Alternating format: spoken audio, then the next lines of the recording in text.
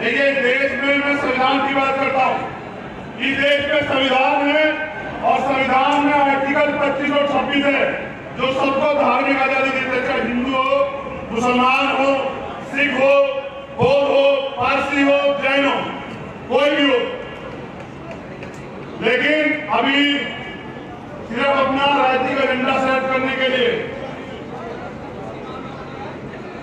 बागपत में एक दरोगा जी हैं, उन्होंने खत रख लिया था सुन्नत। कप्तान साहब ने कहा कटवानी पड़ेगी। मैं ये पूछता हूं, ये कौन सा कानून है जो किसी को बेबस करता है? जब धार्मिक आजादी है, जब सिख भाई पगड़ी बांध सकता है, दाढ़ी रख सकता है, जब आप तमाम लोग देश के प्रधानमंत्री योजना के तहत इतनी बड़ी दाढ़ी रख सकते हैं, तो फिर उस भाई से शिकायत क्यों?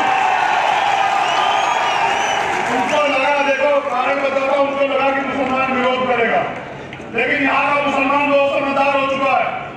उन्हें लगा कि विरोध करेगा, उनका जो पोलराइजेशन का, जो बंटवारे की राजनीति है वो आगे बढ़ेगी।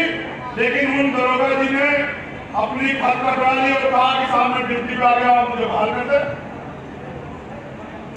बड़े गौर से सुनना, जब चुनाव होता तो कहा जाता है कि भाई जो मुसलमान भाइयों के स्पेशल कह रहा हूं कि जो भारतीय जनता पार्टी को हराएगा हम तो उसे वोट देंगे। और इसी बात पे आप पिछले 72-71 साल से खड़े हो। जिसका मन आता है आपको ढोलक बना के रखता है, चुनाव से पहले वोट देता है और चुनाव के बाद दिल्ली के मुख्यमंत्री से आपसे पूछता है, मैंने कहा था मुझे वोट दो, आप तो बीजेपी को हरा देंगे, मुझे वोट दे देते। आप ईमानदारी से सोचिए, बुलंदशहर का उपचुनाव हम 8 सीटों पे तो नहीं लड़ रहे, हम कितनी सीटों पे लड़ रहे हैं यूपी में? 1 सीट पे। ये उपचुनाव है, इस सीट से तो सरकार नहीं बनेगी, सरकार गिरेगी भी तो नहीं सीट से। आप ये कहते तो भाजपा को हराएगा, उसे वोट देंगे। मैं ये पूछना चाहता हूं कि जो आपके लिए लड़ेगा, अगर आप उसका साथ नहीं देंगे तो कौन आपके साथ ईमानदार से खड़े होकर लड़ेगा? आप बताइए। वोट सिर्फ कोई अभाव प्रभाव का खेल नहीं है। वोट का अधिकार आपको इसलिए मिला है कि आप अपनी गुलामी से मुक्ति ले सके। और ये जो सरकार वर्तमान में बैठी है, नौजवान यहाँ खड़े हैं, इनके माँ बाप ने इनको पढ़ाया ये सपना देख के कि हमारे बच्चे सरकारी नौकरी करेंगे, और इन्होंने सारा रिजर्वेशन खत्म कर दिया पिछले दरवाजे से कि ना तो रिजर्वेशन ना रहेगा, ना जाटा का, वाल्मीकि का, पासी का, धोबी का या मुसलमान का बैकवर्ड मुसलमान का बच्चा नौकरी करेगा। इन्होंने लोकतंत्र की धज्जियां उड़ा दी है। फैसला आपको लेना है कि आप कब तक इस डर में वोट देते रहेंगे, जब ये तय करेंगे कि जो आपके लिए ईमानदार से लड़ रहा है उसके हाथों को मजबूत कर दिया जाए, तो मुझे लगता है कि आने वाले जो खतरे बढ़ रहे हैं वो खतरे खत्म हो जाएंगे। बाबा साहब ने संविधान तब लिखा जब उनको मेंबर ऑफ पार्लियामेंट बनने का मौका मिला, वो सदन में गए और उस संविधान को खत्म करना चाहते भारतीय जनता पार्टी और उनके कुछ सहयोगी दल जो सीएम प्यारे नरसिम्हन का समर्थन करते हैं। मैं नाम नहीं लेना चाहता, मुझे शोभा नहीं देता। मैं ये पूछना चाहता हूं आपसे, अगर संविधान खत्म हो जाएगा तो क्या आपको आजादी रहेगी इस देश में? कोई आपको अगर वोट का अधिकार खत्म हो जाएगा, कोई आपसे वोट मांगने आएगा आपके घर? कोई आपको सम्मान देगा क्या? जब आपकी नागरिकता चली जाएगी, मुसलमानों से वोट मांगने को आएगा? बताइए मुझे। समझ रहे ना? चीजों को गंभीरता से समझिए। यहाँ पर माहौल भी खराब किया जाएगा, यहाँ पर एक ऐसा परसेप्शन भी बनाया जाएगा, एक ऐसी भूमिका भी बनाई जाएगी कि बीजेपी का मुकाबला तो उससे, बीजेपी का मुकाबला तो इससे। मैं तो कह रहा हूं कि आज की भीड़ गवाही दे रही है कि बीजेपी मुकाबले में है ही नहीं। अगर मुकाबले में कोई है तो आजाद समाज पार्टी है, और अगर मुकाबले में कोई है तो भी आजाद समाज पार्टी है। अगर आजाद समाज पार्टी के लोग ईमानदारी से काम करते रहे, अगर आपने काम, जैसे मैंने कहा कि मुकाबले में आजाद समाज पार्टी है, अगर आप काम करते रहे तो फिर किसी से मुकाबला नहीं है। अगर आपने काम को कमजोर कर दिया तो फिर मुकाबला आपका खुद से जाएगा। ये तो आपको तय करना है कि इनके एजेंडे में नहीं जाना। इस बार ये बताओ, अगर वो माहौल खराब करेंगे, तुम एकता में बंटवारा करोगे, करोगे, एकजुट करोगे, तो नाम बताओ। मैं अब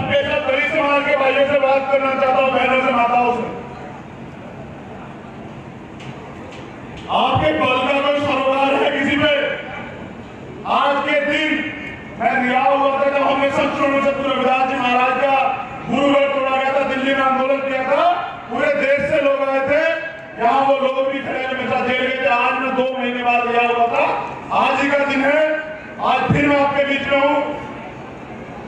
आपको तय करना कि आपको नेता कैसा चाहिए। वो नेता जो ट्विटर पे बैठ के आपके लिए ट्वीट करेगा या वो नेता जो सड़क पे आपकी लड़ाई लड़ेगा, ये आपको तय करना है। आपको ये भी तय करना है, अपना इतिहास याद करो। 2 अप्रैल में आप लोग सड़कों पे आए, तभी तो सरकार झुकी थी या ट्वीट करने से झुकी थी? पूरी ईमानदारी से बताना, कैसे झुकी थी?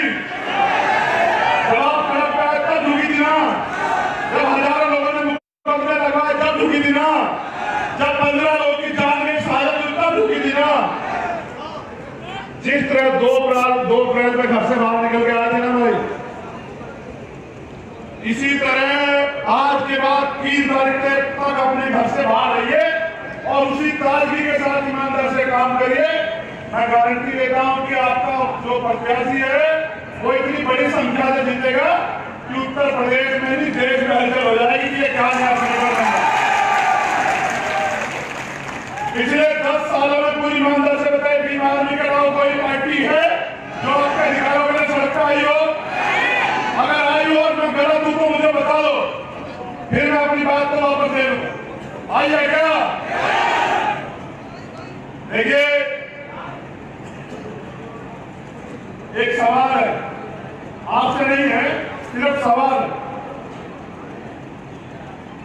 कि मौत के बाद जिंदगी है या नहीं। सवाल यह है कि मौत के बाद जिंदगी है नहीं, और सवाल यह है कि जिंदगी से पहले आप, मरने से पहले आप जीवित थे या नहीं। अगर आप मरने से पहले जीवित नहीं थे तो आपकी जिंदगी का कोई अमल नहीं, कोई भरोसा नहीं। मैंने बचपन में बाबा साहब के लाइन पढ़ी थी, सेंटेंस मैं आपसे शेयर कर रहा हूं,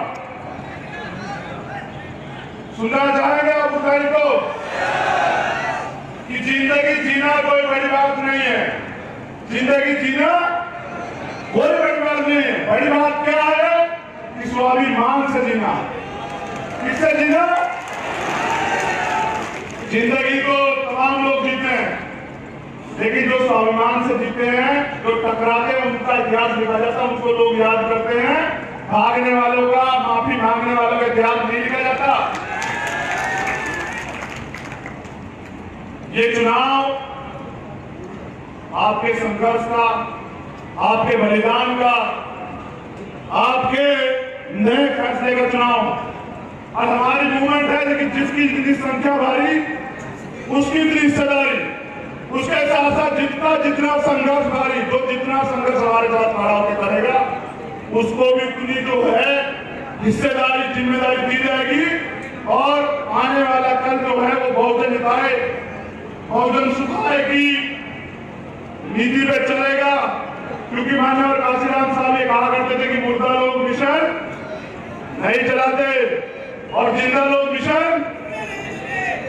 हमें ना बिकने वाला समाज तो बनाना ही है, लेकिन उसके साथ साथ हमें ना झुकने वाला और ना डरने वाला समाज भी इस देश में बनाना है।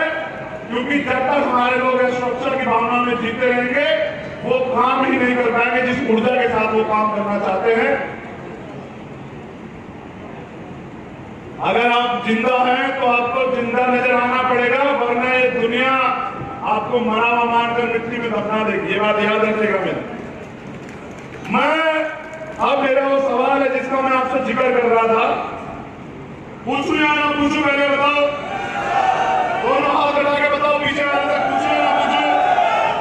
पूछूं?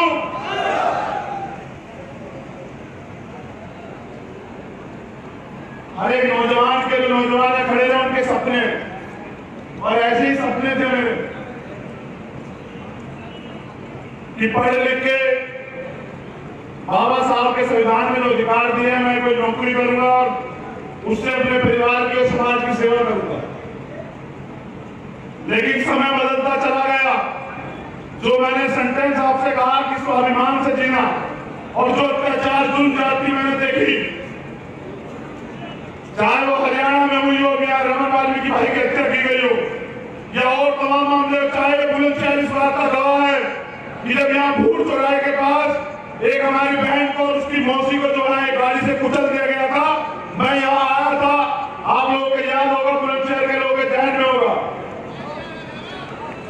मैंने प्रशासन को कहा था कि ऐसे गुंडों अपराधियों को समझा दो, लेकिन क्योंकि अगर हम सत्ता में आ गए तो हम सब जाना जानते हैं, जो अधिकारी कर्मचारी हमारे लोगों के झूठे मुकदमे कर रहे हैं ना, सरकार के इशारे पे मैं उनको भी बता देना चाहता हूं कि ये सत्ता है, बदलती रहती है, आपको नौकरी यही करनी है, प्रदेश छोड़ के आप नहीं भागोगे भाई, नहीं जाओगे। जो कानूनी काम है वो करो, गरीबों को मत सताओ। जिस उम्र में क्रिकेट का बल्ला एक नौजवान के हाथ में होता है ना, जब वो दोस्तों के साथ परिवार के साथ मौज मस्ती करता घूमता है, उस उम्र में कड़ियां लगी हैं आपके भाई को। कोई ऐसा दर्द, कोई ऐसा सितम, पुलिस की लाठियां, कोई ऐसा जगह नहीं है कि पीठ पे जो ना हो। और ये लाठियां उनसे खाई है जिनसे समझौता नहीं हो सकता, क्योंकि संघर्ष उनसे ही है। मैं जानना चाहता हूं क्या मेरे संघर्ष की कोई कीमत है या नहीं है। जो लाठियां मैंने खाई और जो मैंने निर्णय तब लिया कि अब किसी नौजवान को लाठी ना लगे, तो मुझे अपने समाज की क्रांति करने मजबूर करनी है, उनको मजबूत करके उनको सत्ता में स्थापित करना है। इतने दिन का जीवन देखा आपने मेरा, मेरी एक गलती आप बताइए कि आपने स्वाभिमान के साथ यहां समझौता किया, चंद्रशेखर आपने गुनाह किया। अगर आप एक गलती बताएंगे, मैं पूरी जिम्मेदारी के साथ कह रहा हूं कि जिसको रोका नहीं जा सकता, जिसकी सफलता को रोका नहीं जा सकता, उसके ऊपर सिर्फ आरोप लगाए जा सकते हैं। मैंने चैलेंज किया था अभी योगी राम जी को भी, जो उत्तर प्रदेश के मुख्यमंत्री हैं, जब हाथरस का मामला हुआ, उन्होंने कहा कि 100 करोड़ की फंडिंग हुई है, 100 करोड़ की फंडिंग में मॉल गिराने की। मैंने कहा कि अगर आपने 1 लाख रुपए मेरे अकाउंट में दिखा दिए, मैं एक ईमानदार दलित का बच्चा हूं, जाटव का बच्चा हूं, वाल्मीकि का बच्चा हूं, अगर 1 लाख रुपए आपने मेरी अकाउंट में दिखा दिए तो मैं आजीवन राजनीति से संन्यास ले लूंगा। अगर आप 1 रुपए का आरोप साबित कर दो तो मैं जिंदगी में समाज को शकल नहीं दिखाऊंगा। मेरा दोस्त क्या है, मैं अपने समाज से जानना चाहता हूं, अपने पूरे बहुजन समाज से जानना चाहता हूं कि मेरा दोस्त क्या किया। ये कि मैं न्याय बर्दाश्त नहीं कर सकता हूं, मैं आपके ऊपर जुल्म नहीं देख सकता हूं, और मैं कभी चुप नहीं रहता। अगर ये मेरा दोस्त है तो आप सीधा आपके सामने आप मुझे गोली मारो, लेकिन अगर आप चाहते हो कि देश में ना बिकने वाला समाज बने और आने वाले कल में गरीबों के बच्चे भी विधानसभा लोकसभा जाए और इस देश में बहुजन समाज का राज आए, तो आपको दोनों हाथ उठा के बुलंद सीट को मुझे समर्थन करना पड़ेगा और मेरे हाथ मजबूत करने पड़ेंगे। मैं ये बहुत बड़ी जिम्मेदारी से कह रहा हूं, तमाम तरह के लोग आएंगे आपके बीच में और तमाम तरह की बातें करेंगे, तमाम तरह के आरोप लगाएंगे। उनसे कहना मैं आपको अपना मालिक, अपना जो है अभिभावक, अपना गार्जियन बनाता हूं कि एक कमी चंद्रशेखर में दिखाओ। आरोप को कोई लगा लेगा, आरोप को मीडिया के लोग तमाम लगा लेते हैं। देखा है नहीं देखा आपने, जब मैंने कुछ मीडिया के चैनलों पे मुकदमा दर्ज कराया, नोटिस भेजा, तो उन्होंने कहा नहीं फंडिंग नहीं हुई है, भीम आर्मी का कोई रास्ता नहीं था। समझ रहे हैं? देखिए मैं ये बात आपसे क्यों कह रहा हूं, आप जिम्मेदार हैं। हर घर का एक सपना है, बाबा साहब ने सपना देखा था कि 1 वोट और उसकी बराबर वैल्यू, चाहे राष्ट्रपति की हो चाहे गरीब मजदूर की हो। आप मुझे बताइए कि इस लोकतंत्र में आपको क्या मिला? लोकतंत्र में जो जिम्मेदारी होती है कि रोटी, कपड़ा, मकान, चिकित्सा, शिक्षा, रोजगार और सुरक्षा सरकार आपको देगी। आप ये मुझे बताइए क्या ये आपको मिली?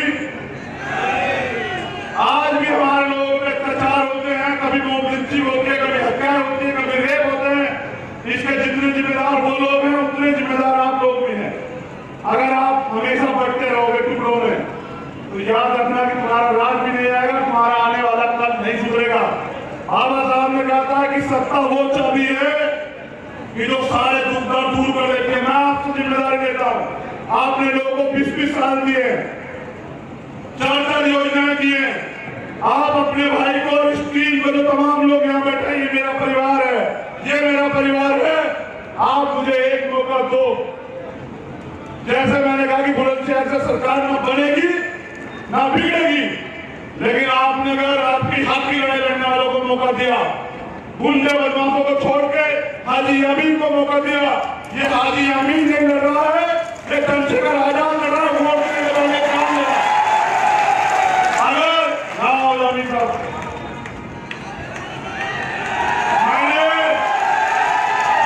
मैंने किसी गुंडे माफिया को प्रत्याशी नहीं बनाया, मैंने एक ईमानदार आपके बीच के व्यक्ति को प्रत्याशी बना, क्या ये गुनाह है? आप हाजी अमीन को जिता के बुलंदशहर विधानसभा से विधानसभा के पटल पे लखनऊ भेजोगे या नहीं भेजोगे? दोनों हाथ उठा के बता दो। ऐसा ना हो कि कल हाजी अमीन कहे कि भाई मेरे अपने लोग के साथ थे लेकिन चंद्रशेखर समाज आपके समाज के लोग साथ छोड़ गए। मेरी माताएं बहनें जरा दोनों हाथ उठा के बता दो। पीछे तक क्या होगा परिणाम? आवाज नहीं आ रही है, आवाज नहीं आ रही है।